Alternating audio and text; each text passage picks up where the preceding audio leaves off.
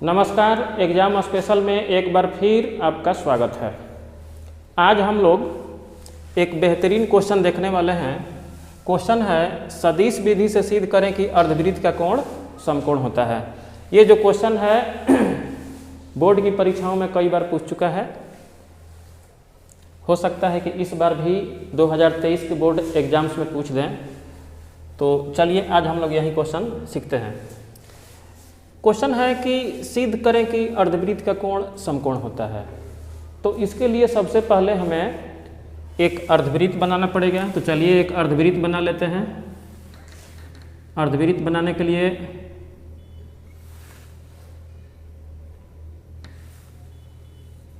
एक व्यास की जरूरत पड़ेगी। तो AB जो है अर्धवृत्त का व्यास है और इसमें हम एक सेंटर ले लेते हैं O और परिधि पर कोई बिंदु ले लेते हैं जिसका नाम C रख देते हैं। A से C को मिला देते हैं, C से B को मिला देते हैं। यहाँ ACB जो है यही अर्धवृत्त का कोण है, ठीक है।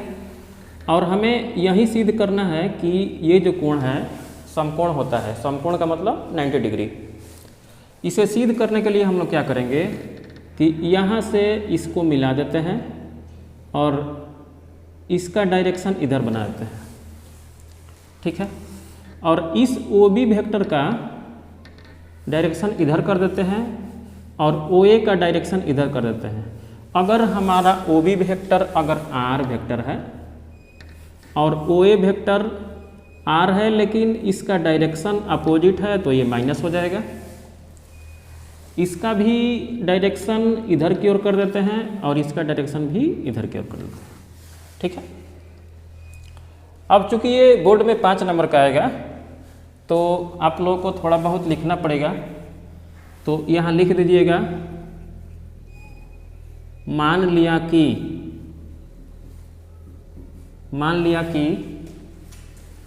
AB वृत्त का व्यास है। AB वृत्त का व्यास है तथा कोण ACB अर्धवृत्त का कोण है। ACB अर्धवृत्त का कोण है, ठीक है। ये हमारा व्यास हो गया और ये जो है अर्धवृत्त का कोण हो गया। इसको हमने R वेक्टर मान लिया है। ये हमारा -R वेक्टर है। अब हम ध्यान से देखेंगे तो पाएंगे कि ये जो OB वेक्टर है ये भी अर्धवृत्त की त्रिज्या ही है और ये OA वेक्टर भी त्रिज्या ही है और OC वेक्टर भी त्रिज्या ही है। और वृत्त हो या अर्धवृत्त हो त्रिज्या तो बराबर ही होता है। तो इसको लिख लेते हैं कि ये बराबर होता है। तो यहाँ दिखाएंगे कि चूँकि चाहे OA का मैग्नीट्यूड हो चाहे OB का ये जो है लेंथ दिखा रहे हैं वो हो चाहे OC हो, ये तीनों जो हैं बराबर होंगे क्योंकि ये जो तीनों हैं इसकी त्रिज्याएं हैं और त्रिज्याएं हमेशा बराबर होती हैं। अब हम क्या करते हैं, अब त्रिभुज OBC में ले लेते हैं। त्रिभुज OBC में लेंगे तो त्रिभुज के जोग सूत्र नियम से क्या होगा कि OB + BC = OC हो जाएगा। OB + BC = OC हो जाएगा। तो अगर हम BC निकालना चाहें तो इसको उधर ले जाएंगे तो ये हो जाएगा OC - OB, ठीक है। OB वेक्टर को हमने यहाँ फिगर में R वेक्टर बोला है तो इसे R लिख लेते हैं, है ना। और ये हमारा हो जाएगा इक्वेशन 2। इसी तरह क्या करेंगे इसी तरह त्रिभुज OAC में लेंगे, त्रिभुज OAC में लेंगे तो इसमें भी होगा हमारा OA plus AC equal to OC हो जाएगा। तो जब हम AC निकालना चाहेंगे, जब AC निकालेंगे तो ये हो जाएगा OC, इसको उठा के जब उधर ले जाएंगे तो ये हो जाएगा माइनस में OA। ठीक है, OA वेक्टर को हमने OA वेक्टर को माइनस R वेक्टर किया है, तो ये देखिए ये माइनस में है और यहाँ ये भी माइनस में है, तो माइनस माइनस अगर डायरेक्ट लिखते हैं तो minus minus plus R vector हो जाएगा। इसका मतलब ये हुआ कि AC वेक्टर जो है हमारा R वेक्टर हो गया। इसे 3 नंबर इक्वेशन लेते हैं। अब हम क्या करने वाले हैं, अब हम AC और BC का डॉट प्रोडक्ट निकाल कर देखेंगे।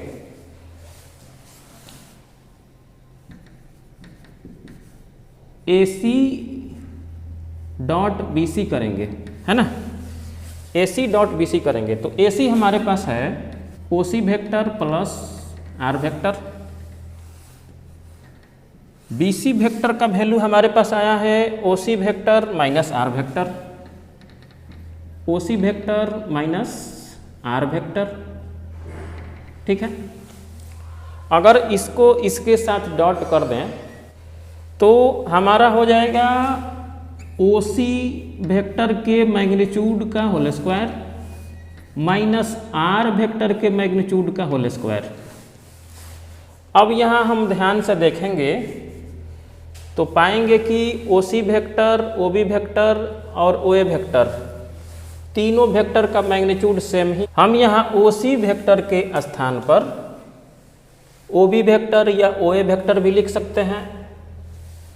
तो यहाँ अगर हम OC वेक्टर के स्थान पे OB वेक्टर लिख दें और इसका मैग्नीट्यूड दिखा दें और फिर पुनः देखें कि ये OB वेक्टर जो है R वेक्टर के ही इक्वल है, तो इसका मतलब कि R वेक्टर के मैग्नीट्यूड का whole square minus R vector के मैग्नीट्यूड का होल स्क्वायर इक्वल टू 0 हो जाएगा कट के। यहाँ ध्यान से देखेंगे तो पाएंगे कि हमने AC डॉट BC निकाला और इसका रिजल्टेंट 0 आ गया।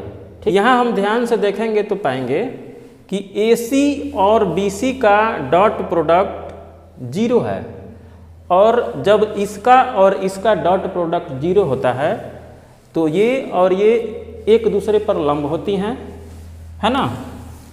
तो यहाँ एक लाइन आपको लास्ट में लिखनी है कि हमने AC डॉट BC करा और उसका रिजल्ट 0 आ गया।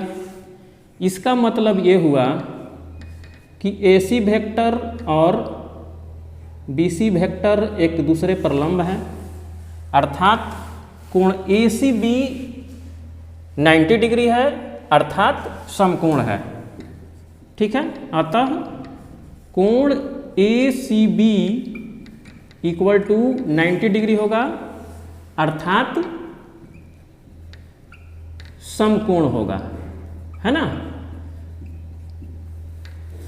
तो यही हमें सिद्ध करना था। ठीक है, फिर मिलेंगे एक नए क्वेश्चन के साथ बहुत जल्द।